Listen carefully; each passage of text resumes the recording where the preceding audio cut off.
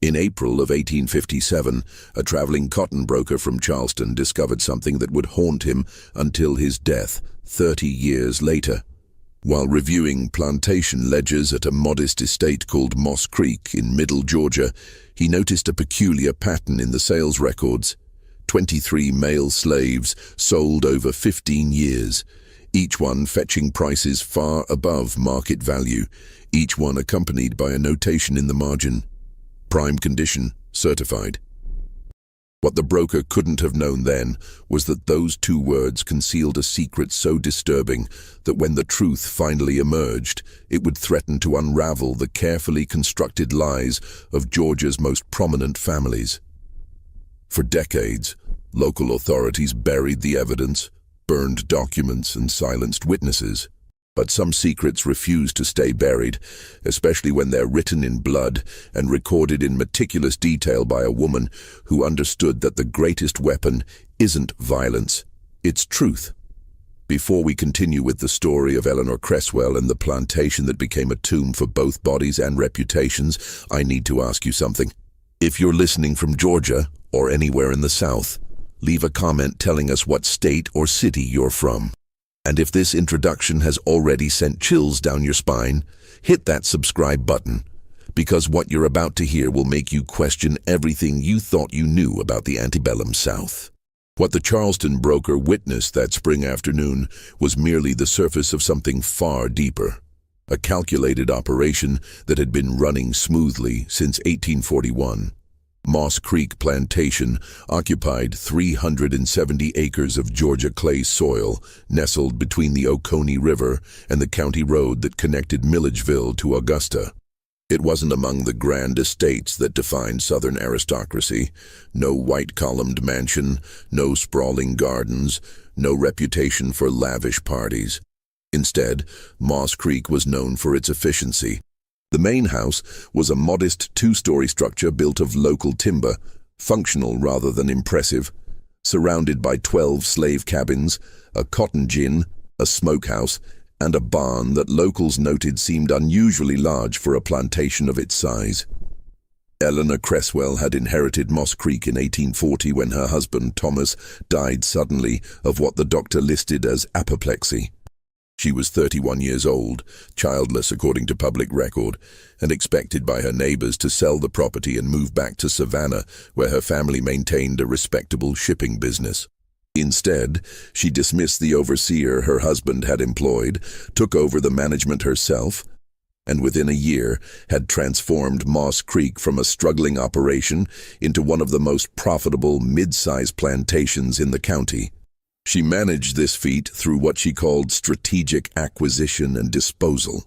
While other planters held onto their slaves for generations, building communities of families who worked the same soil their parents and grandparents had worked, Eleanor treated her workforce like a carefully managed investment portfolio. She would purchase young male slaves at market, keep them for 12 to 18 months, then sell them for substantial profits to planters in Alabama, Mississippi, and Louisiana. States where the expanding cotton frontier created endless demand for labor. The women at Moss Creek, never more than 6 or 7 at a time, stayed permanently. They worked the kitchen, the vegetable garden, and the house itself. They were older, past childbearing age, chosen specifically for their inability to reproduce. Eleanor had no interest in raising slave children, no patience for the complications of families. She wanted efficiency, profit, and something else, something her neighbors wouldn't understand until it was far too late. By 1845, Eleanor had developed a reputation as a shrewd businesswoman. Male planters who initially refused to negotiate with a woman found themselves reluctantly impressed by her knowledge of cotton yields, soil management, and market prices. She never socialized, never attended church, never participated in the social rituals that defined Southern womanhood. When pressed about her unwomanly behavior, she would smile, a tight, calculating expression that never reached her eyes, and say that widowhood had freed her from the burden of pretense. What no one knew, what no one could have suspected, was that Eleanor kept 3 separate sets of books. The first was standard plantation accounts, expenses, yields, sales, available for any neighbor or tax assessor to review. The second recorded the actual profits from Moss Creek, numbers significantly higher than those in the official ledger. The third set of books was kept in a locked iron box beneath the floorboards of her bedroom, written in a code she had developed herself, a cipher based on shipping manifests she had learned from her father's business in Savannah. In those coded pages, Eleanor recorded everything: names, dates, physical descriptions, and most importantly, observations that would have meant nothing to a casual reader, but everything to someone who understood what she was building. Next to each name, she noted eye color, hair texture, the shape of a nose, the set of a jaw, the tone of skin under different lighting. She was creating a catalog, a genealogical record that would prove invaluable when the time came to make her accusations. The routine at Moss Creek never varied. When Eleanor purchased a new slave, always male, always between the ages of 18 and 25, always strong and healthy, she would keep him separate from the others for the first week. The other slaves knew what this meant, though they never spoke of it openly, not even among themselves. Some things were too dangerous to voice, even in whispers. On the seventh night, Eleanor would summon the young man to the main house. What happened during those hours remained behind locked doors, but the slaves who worked in the house noticed certain things. They noticed that Eleanor always bathed beforehand, that she wore a specific dress, plain gray cotton, nothing decorative, that she kept a lamp burning in her bedroom until well past midnight. They noticed that the young men who emerged the next morning walked differently, their eyes cast down, their shoulders curved inward as if trying to make themselves smaller. And they noticed that Eleanor the following day would spend hours in her study with the iron box open beside her, writing in her private ledger with the concentration of a clerk recording legal testimony. The first disappearance occurred in the autumn of 1843, though it would be years before anyone connected it to Moss Creek. A slave named Samuel, sold to a cotton planter in Alabama for the remarkable sum of $1,800, never arrived at his destination. The buyer sent an angry letter to Eleanor demanding either the slave or a refund.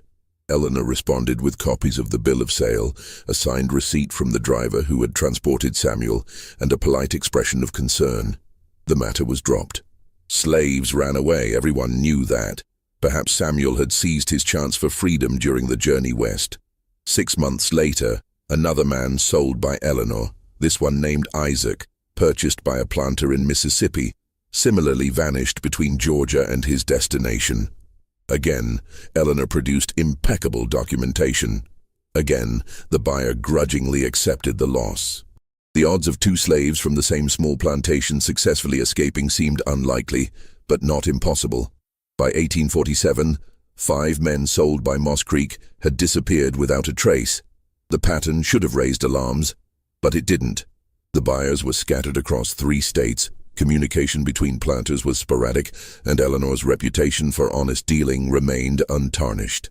She always provided documentation, always expressed appropriate concern, always suggested that the men had likely fled at the first opportunity. In a system built on the premise that enslaved people constantly sought freedom, her explanation was not just believable, it was expected. What no one knew was that none of those men had ever left Georgia. Their bodies lay in unmarked graves on Moss Creek land, buried in a section of the property where the soil was rocky and unsuitable for cotton, where Eleanor had told her field hands never to plow because she intended to plant an orchard there someday. The orchard never materialized, but the section of land remained undisturbed, slowly filling with the dead. The killings followed a pattern as precise as everything else Eleanor did. After completing her ritual with each young man, after recording her observations in the coded ledger, she would wait. She would treat the man well during his remaining months at Moss Creek, ensuring he gained weight and muscle, making him more valuable at market. She would have him examined by a doctor, who would certify him as being in prime physical condition. She would arrange the sale, always to a buyer at least 300 miles away, always through intermediaries who handled the transportation. And then, 3 days before the scheduled departure, she would summon him to the barn after dark. The barn that neighbors noted was unusually large. The barn where Eleanor kept not just equipment and hay, but a small room at the back, accessible only through a door she kept locked. In that room she would offer him a drink, whiskey, she said, a rare treat before the long journey ahead. The whiskey was laced with laudanum, enough to make him drowsy but not enough to render him unconscious. She needed him aware for what came next. She needed him to understand. Eleanor would show him the ledger. She would explain, in calm and measured tones, exactly what she had documented. She would tell him about the physical characteristics she had noted, the ones that matched men he had never met, men whose names meant nothing to him. And then she would explain what she planned to do with that information, how she intended to use it to destroy families, to expose hypocrisy, to bring down the very structure of Southern society. She would watch his face as comprehension dawned, as he understood that he had been chosen not for his strength or his youth, but because he possessed certain features that Eleanor had been searching for, features that marked him as valuable not for labor, but for evidence. And then, as the laudanum pulled him deeper into stupor, she would call for the only person at Moss Creek who knew the full extent of her plans, the only person she trusted with her secrets, the only person who shared her hatred for the system that had created places like Moss Creek. Her son would emerge from the shadows of the barn, and together they would complete the work they had begun years ago. Henry Cresswell was not supposed to exist.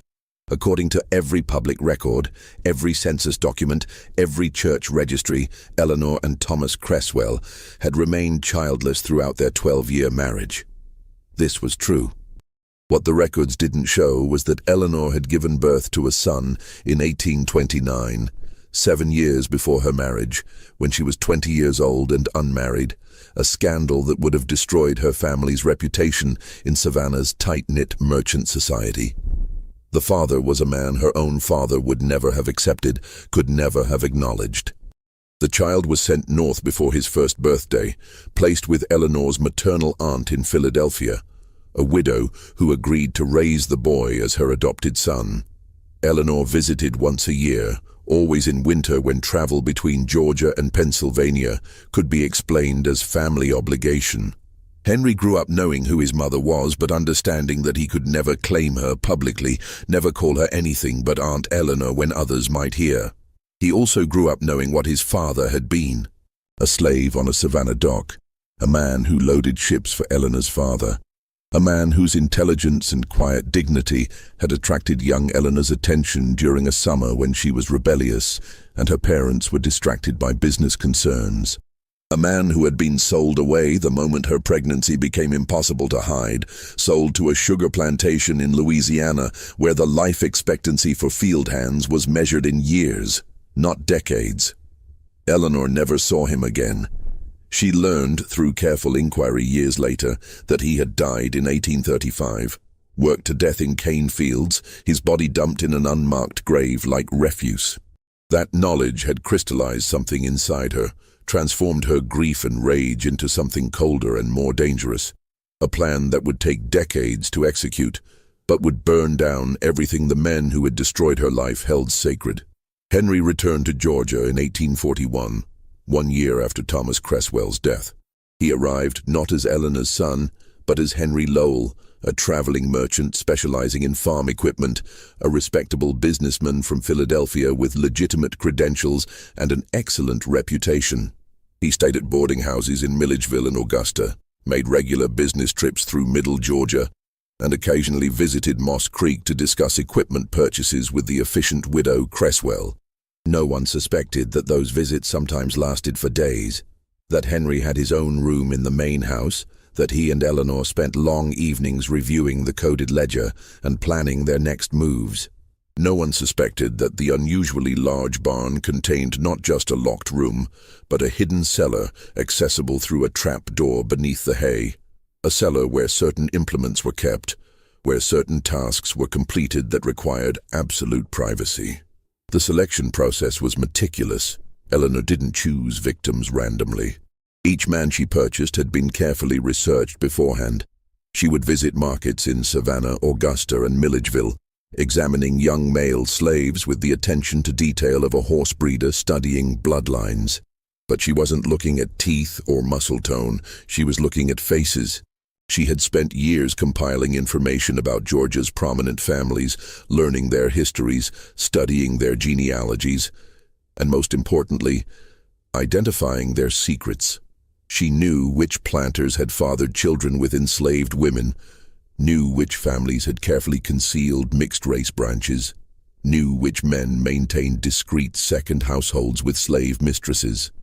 She knew these things because wealthy men were rarely discreet about their indiscretions, because slaves who worked in great houses talked among themselves, because information flowed through networks that white society never imagined existed. When Eleanor found a young slave whose features matched those of a prominent family, the distinctive Rutledge nose, the Pemberton jaw, the unusual gray-green eyes that marked the Caldwell line, she would purchase him regardless of cost. She would bring him to Moss Creek, complete her ritual and record every detail that might prove paternity. Eye color, hair texture, skin tone in different lighting, the shape of ears, the patterns of freckles or birthmarks, everything that might convince a jury, should it ever come to that. But Eleanor wasn't interested in legal proceedings. She understood Southern justice well enough to know that no court would side with her against the families she intended to expose. Her weapon wasn't the law, it was shame. She was compiling evidence that would force proud families to confront truths they had spent generations denying, evidence that would reveal the hypocrisy at the heart of a system that defined humanity by race, while those who enforced that system routinely crossed the boundaries they claimed were sacred. The men she chose became living proof of that hypocrisy. And then, because living proof could be questioned, could deny or distort the truth, could be moved beyond her reach, they became dead proof. Bodies that could be exhumed if necessary, bones that could be measured, evidence that couldn't lie or flee or refuse to testify. By 1850, 13 men lay buried in the uncultivated section of Moss Creek. 13 sets of measurements in Eleanor's coded ledger. 13 families marked for destruction whenever Eleanor decided the time was right to reveal what she knew. But something was shifting. The country was changing. Tensions between North and South were escalating. The Compromise of 1850 had temporarily eased conflicts over slavery's expansion, but everyone sensed that the peace was fragile, that larger confrontations loomed ahead. Eleanor began to wonder if her carefully constructed plan would ever reach fruition, if the war that seemed increasingly inevitable would destroy not just the South, but her ability to make her accusations heard. And then, in the summer of 1856, an opportunity presented itself that would change everything, that would force Eleanor to accelerate her timeline and take risks she had never intended. A letter arrived at Moss Creek from Boston. It was addressed to Widow Cresswell and signed by a man named Daniel Harrington, who identified himself as a lawyer and correspondent for an abolitionist newspaper called The Liberator. He had heard, through sources he didn't specify, about certain irregularities at her plantation. He had questions about her business practices, about the unusual turnover in her workforce, about the men who had disappeared after being sold. He would be traveling through Georgia in September and hoped to call upon her to discuss these matters. Eleanor read the letter 3 times, her hands perfectly steady, her expression revealing nothing. Then she called for Henry, who happened to be visiting that week, and showed him the message. "Someone has been talking," she said quietly. "Someone knows more than they should." Henry studied the letter, his face, so like his father's, according to Eleanor's memories, drawn with concern. "Do we stop?" he asked. "Go quiet until he loses interest?" Eleanor smiled, that tight smile, the one that never reached her eyes. "No," she said. "We invite him to visit. We show him exactly what he expects to see, a successful plantation operated by a competent widow, and then we determine who sent him and what they actually know." What Eleanor didn't yet realize was that Daniel Harrington's letter wasn't the beginning of her problems. It was the harbinger of something far more dangerous, a convergence of circumstances that would force all her secrets into the light far sooner than she had ever planned.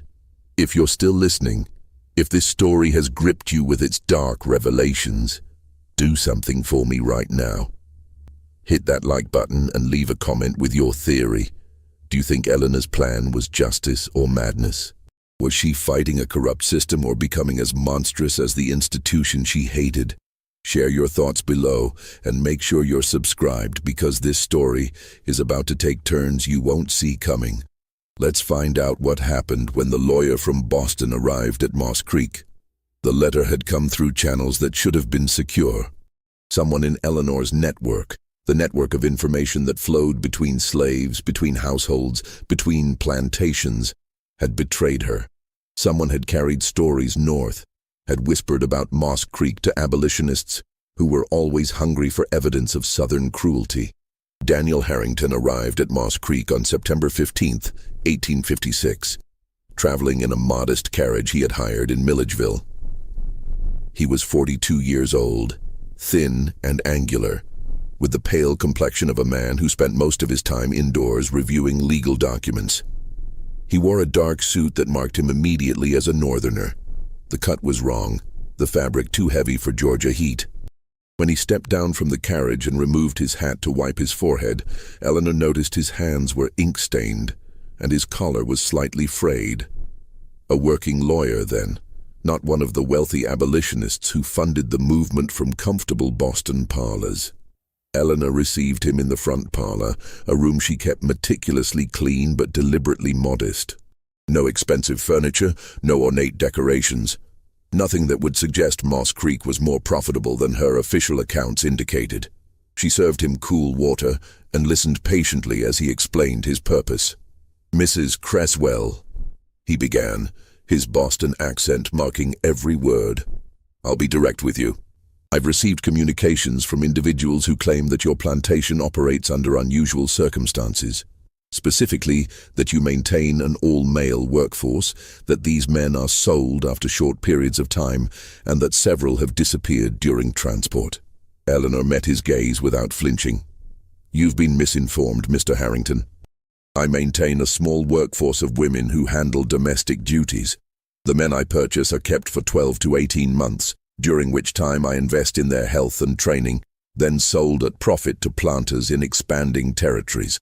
As for disappearances, I can only assume you're referring to men who chose to flee rather than be transported to new locations.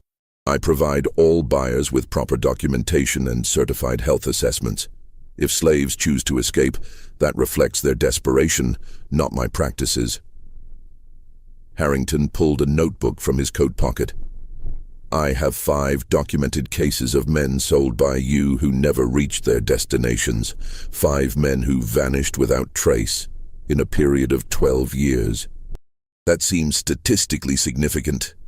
"It seems," Eleanor replied coolly, "like a lawyer from Boston is seeing patterns that don't exist because he wants them to exist.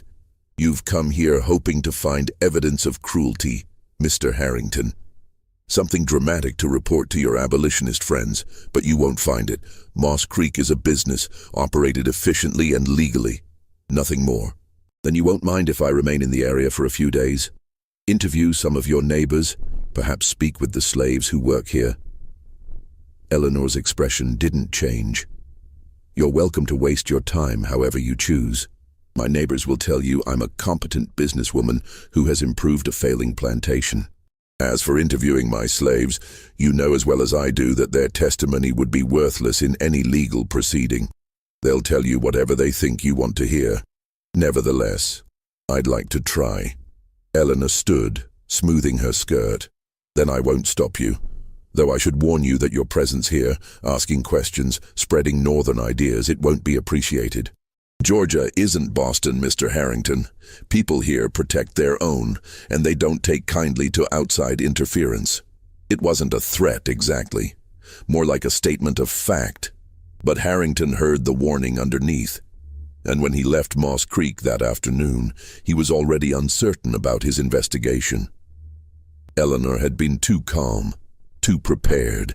She had answered every question smoothly, had offered to provide documentation for every claim. She had been exactly what she claimed to be, a competent businesswoman operating a legal plantation. But Harrington hadn't survived as an abolitionist lawyer by accepting surface appearances. He took a room at a boarding house in Milledgeville and spent the next 3 days quietly gathering information. He spoke with merchants who had done business with Moss Creek, with other planters who knew Eleanor, with the doctor who certified the health of her slaves before sale. Everyone told the same story. Eleanor Cresswell was unusual, a woman managing a plantation alone, but scrupulously honest in her dealings. On his 4th day in Milledgeville, Harrington received an unexpected visitor, a woman, elderly and black, who came to his boarding house after dark and asked to speak with him privately. She was one of the house slaves at Moss Creek, she said. Her name was Ruth, and she had worked there since Eleanor's husband was alive. She had information about the plantation, about things that happened there, things that no one outside Moss Creek knew. Harrington invited her into his room, offered her the only chair, and listened as Ruth spoke in hushed, urgent tones.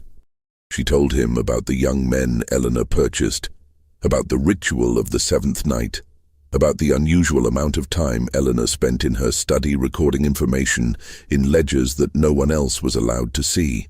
She told him about the barn, about the locked room at the back, about how sometimes late at night she had heard sounds coming from that direction, sounds that frightened her, though she couldn't say exactly why. "She ain't right," Ruth said, her weathered hands twisted together in her lap. "Something wrong with Mrs. Eleanor, been wrong since Mr. Thomas died. Maybe before. She got a coldness in her, a planning kind of coldness. And them young men she buys, they don't all get sold away like she claims. Some of them, they just vanish one night, and we never see them again. Do you know what happens to them?" Harrington asked, leaning forward. Ruth shook her head. "No one says it out loud. But there's a part of the property where she don't let nobody work, so she's going to plant an orchard there someday. Ground's been dug up and filled in more than once. And I've seen her and that man." She stopped abruptly as if she'd said too much. "What man?" Harrington pressed. "The equipment man. Mr. Lowell, he calls himself. He comes by regular, stays sometimes for days. Mrs. Eleanor, she says he's selling her farm equipment, but I ain't never seen much new equipment arrive. What I have seen is them two talking late into the night, looking at her books, planning something." Ruth stood to leave, glancing nervously at the door. "I shouldn't have come. If she finds out I talked to you, I don't know what she'll do, but someone needs to know. Something evil happening at Moss Creek, Mr. Harrington, something that needs to stop." After Ruth left, Harrington sat in the darkness of his room, trying to make sense of what he'd heard. If Ruth was telling the truth, then Eleanor wasn't just running an unusual plantation, she was concealing something criminal. The question was what exactly, and more importantly, how could he prove it? The next morning, Harrington hired a horse and rode back to Moss Creek. He hadn't sent word of his visit, hoping to catch Eleanor unprepared. But when he arrived, he found her in the front yard, supervising the loading of cotton bales onto a wagon, completely unfazed by his appearance. "Mr. Harrington," she said, wiping her hands on her apron. "Back so soon? I thought you'd have finished your investigation by now." "I'd like to see your property," he said. "The entire property, including the outbuildings." Eleanor's smile tightened slightly, but her voice remained pleasant. "Of course. Though I'm not sure what you expect to find. Moss Creek isn't particularly interesting." She gave him a tour, showing him the cotton gin, the smokehouse, the slave cabins. Everything was exactly as one would expect on a small plantation, functional, well-maintained, unremarkable. When they reached the barn, Eleanor opened the main doors wide, showing him the space where equipment was stored, where hay was kept for the mule and horses. "And the back room?" Harrington asked. "I noticed there's a door in the rear." "Storage," Eleanor said. "Old tools, broken equipment I haven't gotten around to repairing or discarding. Nothing of interest. I'd like to see it." Eleanor studied him for a long moment, and Harrington saw something flicker in her eyes. Not fear, but calculation. She was deciding something, weighing options. "Very well," she said finally. She produced a key from her pocket and unlocked the door. The room was exactly as she described, cluttered with old tools, broken plow blades, coils of rope, empty barrels. Dust lay thick on everything, and cobwebs stretched across the corners. It looked like a space that hadn't been used in years. Harrington walked through it slowly, examining everything, looking for something that might confirm Ruth's suspicions. But there was nothing. No evidence of violence, no signs of recent activity, nothing that suggested this room was anything other than forgotten storage. Satisfied, Eleanor asked from the doorway. Harrington turned to face her, frustrated and uncertain.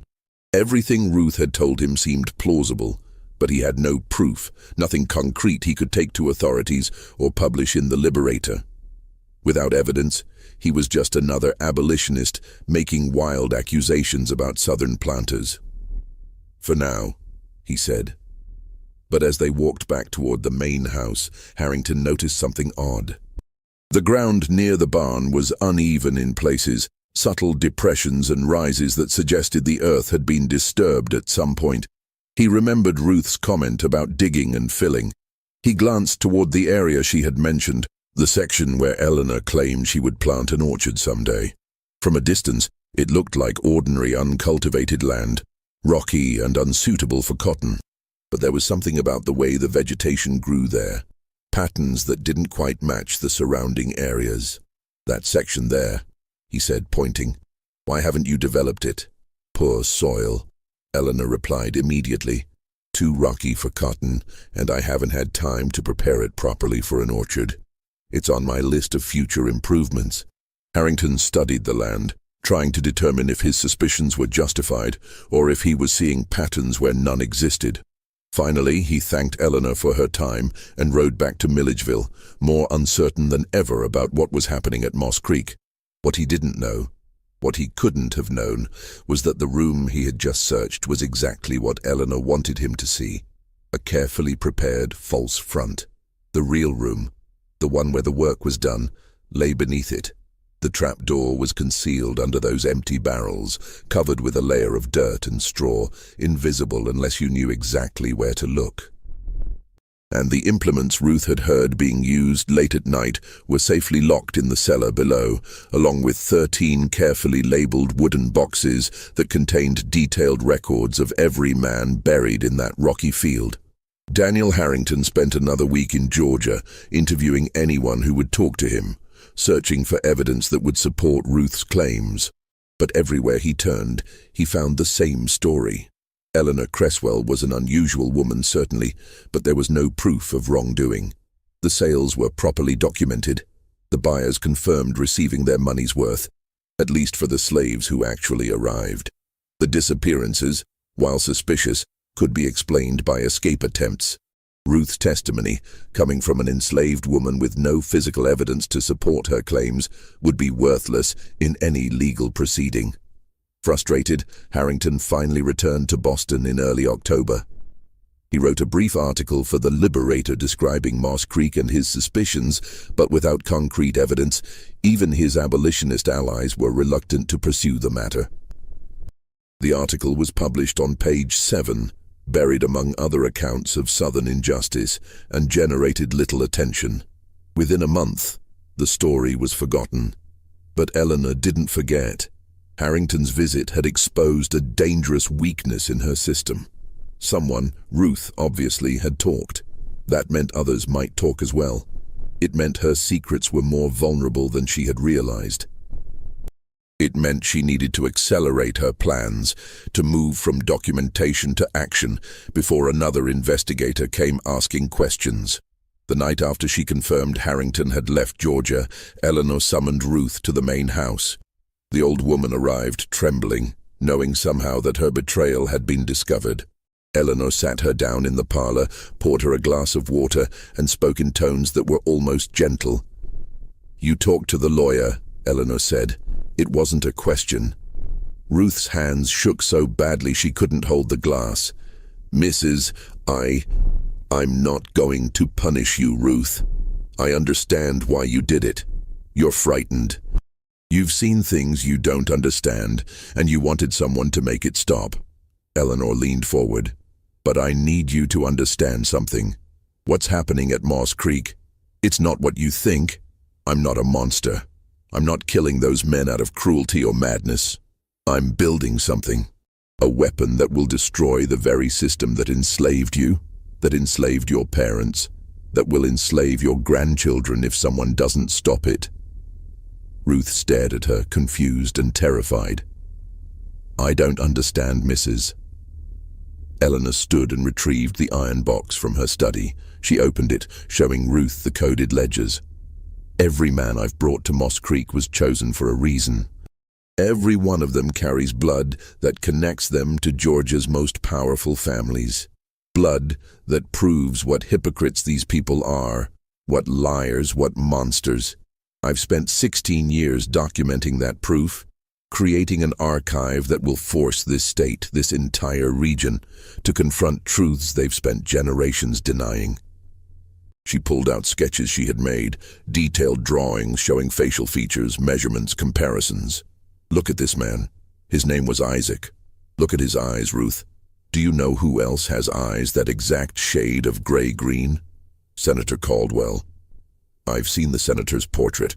I've studied his family.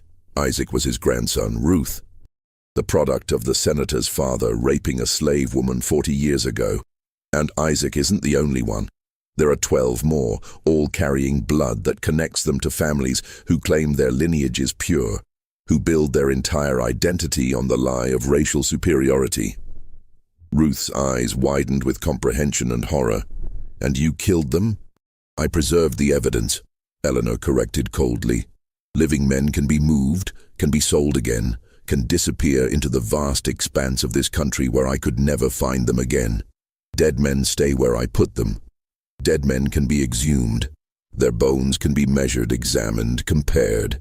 Dead men can't deny what their bodies prove. But Mrs., Ruth whispered, that's murder. That's evil. Eleanor's face hardened. What's evil is the system that created the need for men like Isaac to exist. What's evil is a society that allows wealthy men to rape women they own, to father children they'll never acknowledge, to build empires on the bodies of people they've declared less than human. I'm not the monster here, Ruth, I'm the reckoning. Ruth sat frozen, unable to process what she was hearing. Finally, she asked the question that had been haunting her since Eleanor began this explanation. What about Mr. Lowell? Who is he really? Eleanor smiled, and for the first time there was something like genuine emotion in the expression. He's my son, mine and the property of a man my father once owned. That's why I understand this fight, Ruth. That's why I'll never stop, because my own child exists in a world that would destroy him if they knew the truth about his father. A world that needs to burn. In that moment, Ruth understood that Eleanor was far more dangerous than she had imagined. This wasn't madness. This was something worse. A calculated, multi-decade campaign of revenge that had already claimed 13 lives and showed no signs of stopping. What are you going to do with all this? Ruth asked quietly. When? Soon, Eleanor said. The country is moving toward war. Everyone can feel it.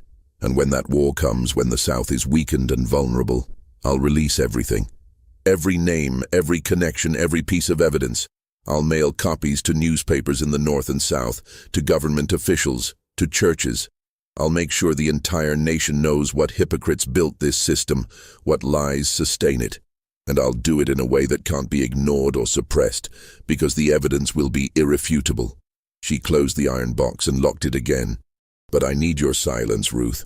I need you to understand that if you talk again, if you bring anyone else here asking questions, you won't just be endangering me. You'll be destroying the only chance we have to make these people pay for what they've done. Do you understand? Ruth nodded slowly, though inside she felt like she was drowning. She understood, but understanding didn't make it right. 13 men were dead. 13 men who, regardless of whose blood they carried, had been murdered to serve Eleanor's vision of justice. There had to be another way, Ruth thought. There had to be a path that didn't require killing.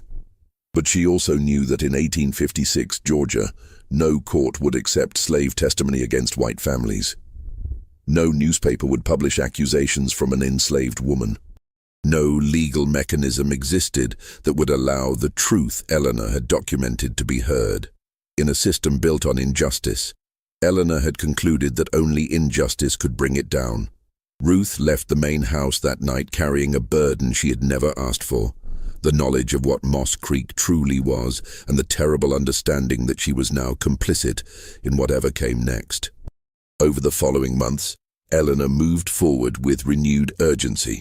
She purchased 3 more young men between October 1856 and March 1857, each one chosen with even greater care than before. She was no longer building her archive slowly over years. She was racing against time, trying to complete her collection before war came or before another investigator arrived with more resources than Daniel Harrington. Henry made more frequent visits to Moss Creek, sometimes staying for weeks at a time. He had closed his business in Philadelphia, he told acquaintances, and was considering relocating to the South, where opportunities seemed more abundant. No one questioned this. Plenty of Northerners were moving south in those years, drawn by cheap land and the promise of cotton wealth. What they were really doing, mother and son together, was preparing for the endgame. Henry had begun making copies of Eleanor's coded ledgers, translating them into plain English and storing them in different locations. A bank vault in Savannah, a lawyer's office in Charleston, with trusted contacts in Pennsylvania. They were creating redundancy, ensuring that even if Eleanor or her original documents were destroyed, the evidence would survive. They also refined their method. The cellar beneath the barn now contained not just bodies, but detailed anatomical records. Henry had studied medicine for 2 years before abandoning it for commerce, and he brought that knowledge to their work. After each killing, he would take measurements, make sketches, preserve hair samples and, in some cases, remove specific bones that showed distinctive family traits. It was grisly work, but Henry approached it with clinical detachment. These weren't people to him. They were evidence in a case that would reshape history. By the spring of 1857, Eleanor's archive documented connections to 17 prominent Georgia families, 17 senators, judges, plantation owners, and merchants whose carefully maintained family trees concealed branches they would never acknowledge. 17 men whose political power and social standing rested on the lie that their bloodlines were pure. Eleanor estimated she needed evidence connecting to at least 25 families before she would have enough leverage to create the cascade effect she wanted, where the exposure of one family would lead to questions about others, where the scandal would spread like fire through the interconnected web of Georgia's elite. She was close. Perhaps one more year of work, one more handful of carefully selected men, and she would have everything she needed.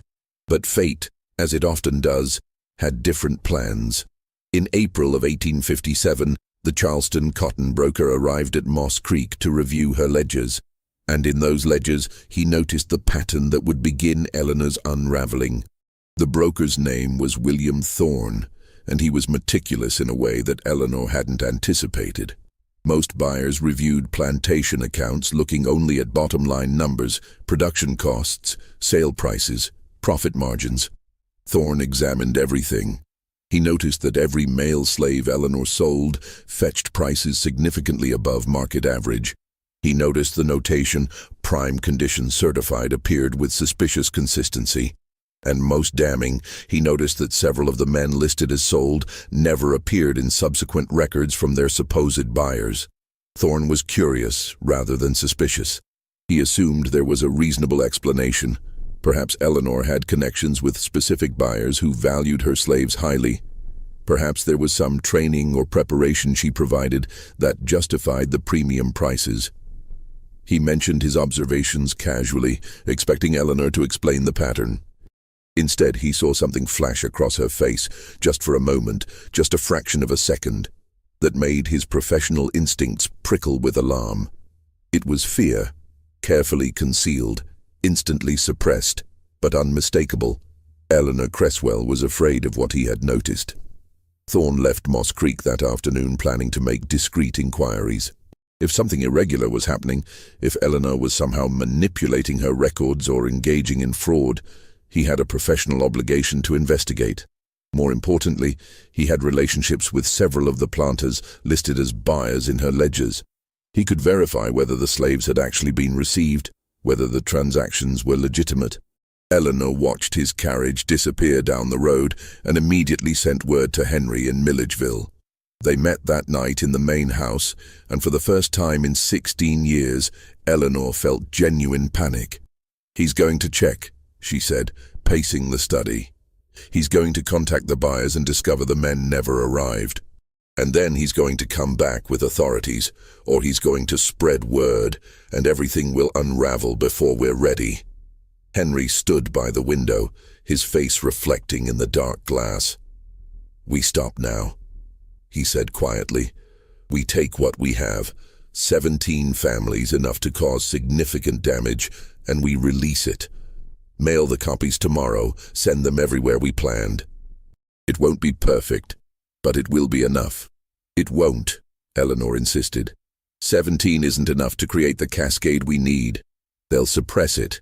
They'll find ways to discredit the evidence, to claim the documents are forgeries, to murder anyone who tries to investigate. We need more. We need enough connections that they can't possibly contain the scandal." "Then what do you propose?" Eleanor stopped pacing. Her hands, which had been trembling moments before, steadied themselves. When she spoke, her voice carried the cold certainty that had guided her through 16 years of patient work. "We eliminate the problem. Thorne has noticed, but he hasn't told anyone yet.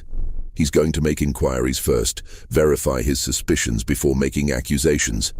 That gives us a window. A few days, perhaps a week." Henry turned from the window, his expression troubled. "You're talking about killing a white man, a respectable businessman from Charleston. That's completely different from what we've been doing.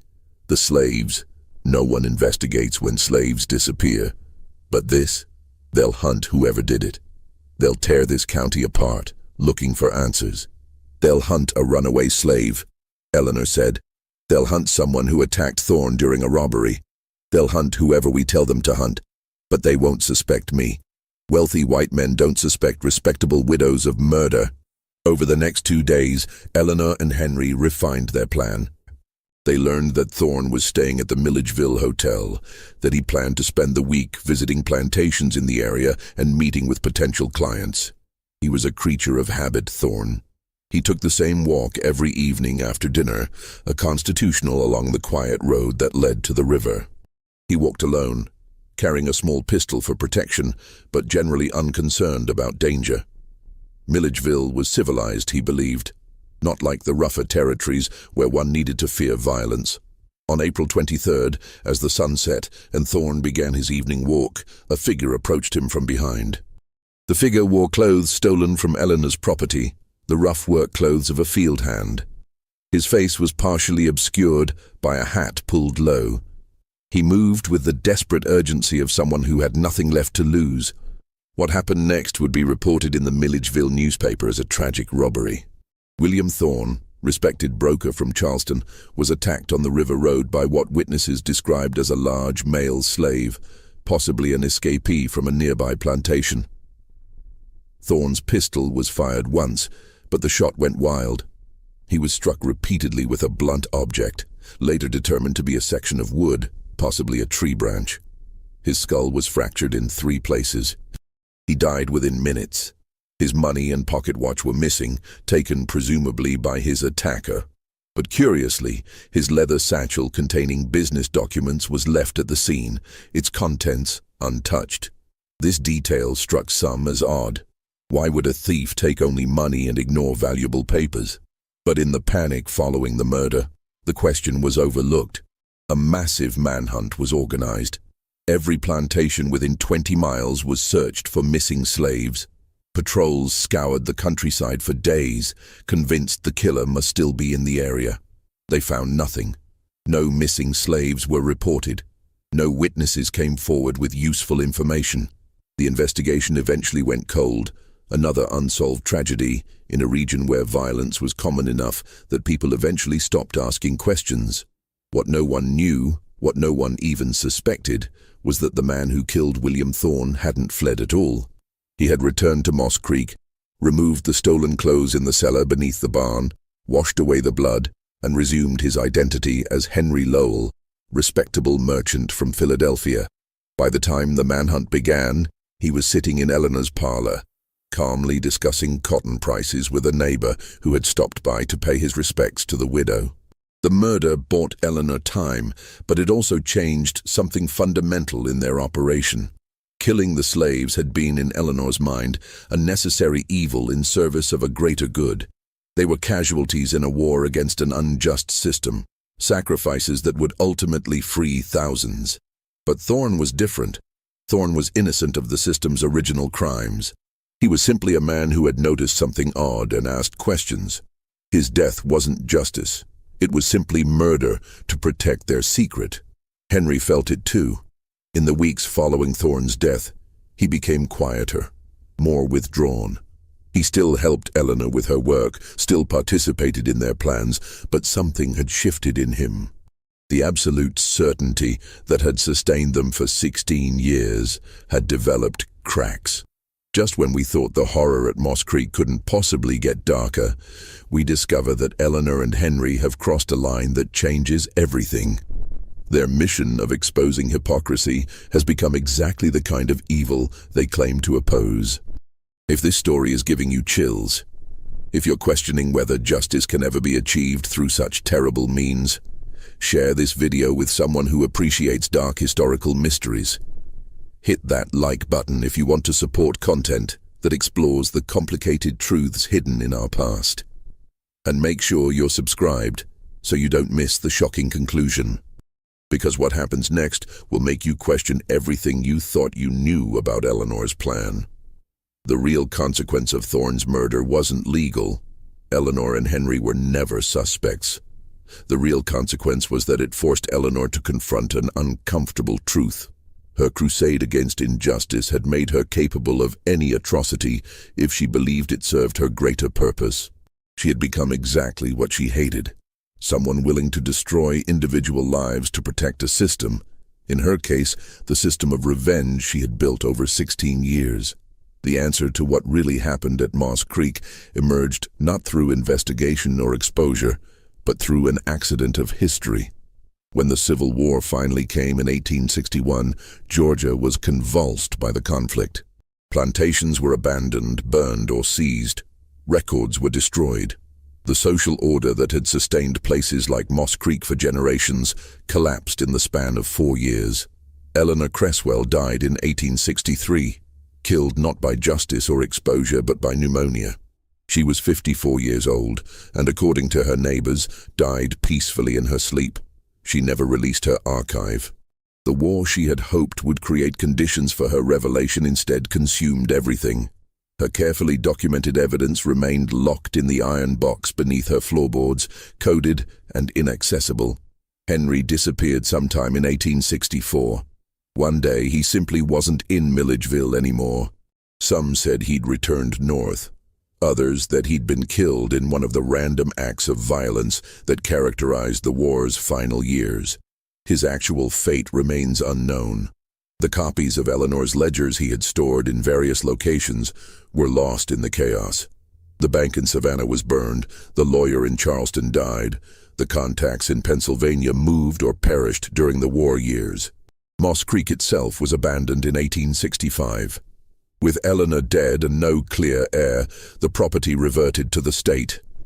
Various people occupied it over the following decades, but none stayed long. The house fell into disrepair. The fields returned to wilderness. The barn, that unusually large barn, collapsed in a storm in 1871. The bodies in the rocky section where Eleanor had planned to plant an orchard remained undiscovered for 37 years. In 1902, a developer purchased the Moss Creek property planning to build a school. During excavation, workers uncovered the first skeleton, then another, then several more. Eventually, they found 16 bodies buried in shallow graves, along with wooden boxes containing hair samples, sketches, and measurements. The discovery created a sensation in Georgia. Newspapers ran stories speculating about what had happened, who the victims were, why they had been buried there. But with Eleanor dead for nearly 40 years, with slavery abolished, and most of the prominent families from her era either dead or diminished, there was no one to prosecute, no clear narrative to explain the horror that had been unearthed. The iron box was found during the demolition of the main house. A construction worker discovered it beneath rotten floorboards and, curious about its contents, broke the lock. Inside, he found ledgers written in code that no one could decipher, sketches of faces, detailed measurements, and notations that seemed to indicate some kind of breeding or genealogical research. He turned the box over to local authorities, who examined it briefly before storing it in a courthouse basement. No one could make sense of Eleanor's cipher, and eventually the documents were forgotten again. It wasn't until 1957, exactly 100 years after William Thorne's murder, that a graduate student researching antebellum Georgia for his dissertation stumbled across the iron box in courthouse archives. The student, intrigued by the coded ledgers, spent 2 years working to break Eleanor's cipher. When he finally succeeded, what he discovered was so disturbing that his dissertation committee initially refused to accept his findings as credible. But the evidence was there, meticulous and damning. Eleanor had documented 17 connections between enslaved men and prominent white families. She had recorded dates, physical characteristics, family histories. And most chilling, she had noted which men had been preserved for evidence, her euphemism for murder. The student's dissertation, published in 1959, created a minor scandal in academic circles, but received little public attention. The families Eleanor had targeted were mostly extinct, or no longer politically powerful. The specific individuals she had murdered were unnamed in her ledgers, identified only by coded designations. Without names, without living victims to mourn, the story failed to generate the outrage Eleanor had imagined it would. What her archive did prove, what her decades of careful documentation demonstrated beyond doubt, was that the racial boundaries Southern society had claimed were sacred and inviolable were, in fact, routinely crossed by the very men who defended them most vigorously. The hypocrisy Eleanor had devoted her life to exposing was real. Her evidence was irrefutable. But by the time it came to light, the world had changed so much that the revelations no longer had the power to shock. The question that haunted researchers for decades afterward wasn't whether Eleanor's accusations were true.